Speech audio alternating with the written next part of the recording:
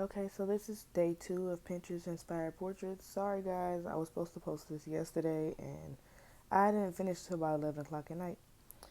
Anyway, so before we get into this, I just want to focus on the sketch itself. We don't want to go too harsh. I want to let y'all know that I'm using acrylic paper because we're actually doing acrylic paint today, so pay attention. This is going to be a bit different. We want to still pull from the colors the same way we did yesterday if y'all watched that video. For the base skin tone, I'm going to go in with Cad Orange, Burnt Umber, Raw Sienna, Naples Yellow, and White. For the darker tones, the only thing I'm going to do different is I'm going to add some red and I'm going to add some Quinacridone magenta. And then you just kind of like mix those colors in the palette until you get all your desired colors. They probably won't be 100% exact, but they'll be close.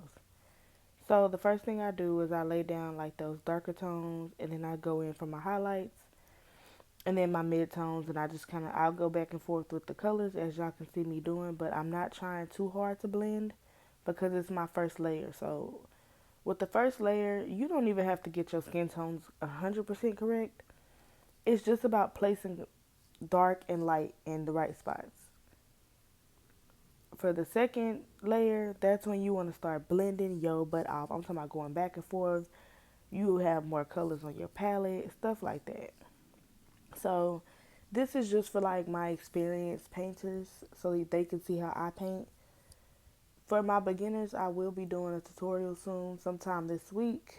My son has a birthday party today, so can't do it. I couldn't do it last night because I'm just preparing for everything. But for my beginners or the people who don't do detailed paintings yet, definitely, we are going to do an entire video where I am as detailed as possible. We're not sped up, none of that. Anyway, so for the hair, we are literally just placing the colors where they belong. We're not doing nothing crazy right now. We're going to skip to the eyeshadow because now we're just working with all the colors that are not on our palette. As y'all can see, I'm just pulling different pieces of paper and putting new colors on it. I refuse to destroy my palette. It distracts me and my ADHD. It messes with my mind. So I'll just get different palettes. And I know maybe it's a waste of paint, but hey, that's why we buy cheap paint, especially for things like this. So for the lips, I went in with some black, some really dark magenta, like magenta, brown, and white mixed together. And then I added even more white and like maybe a little bit of light red, like cad red. And then we made a brighter lip color. We're later on going to go over our lips with some white to make it look like lip gloss.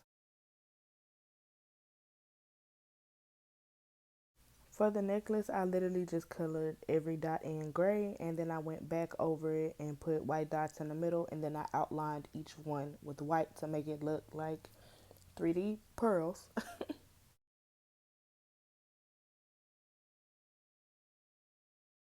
And then for the earrings, I just went in with red, a little bit of magenta to darken it up, and then I added like spots of white to, give it like a 3D effect as well.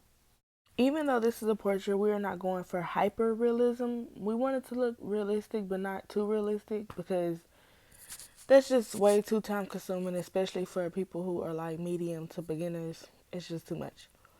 So what I'm trying to do is just get y'all started, okay? Well, the only way I know how to explain this is I'm going on top of dark colors with a little bit of lighter colors, going on light colors with a little bit of darker color, and then I'm just going back and forth because you still want to have the colors in the right spot. And this is the lip gloss part that I was telling you about, where you just kind of look at your reference picture and you put the dots of white where you see it on the picture. I even messed up and it still came out amazing. So here we go. Finished results, baby. Let me know what y'all think.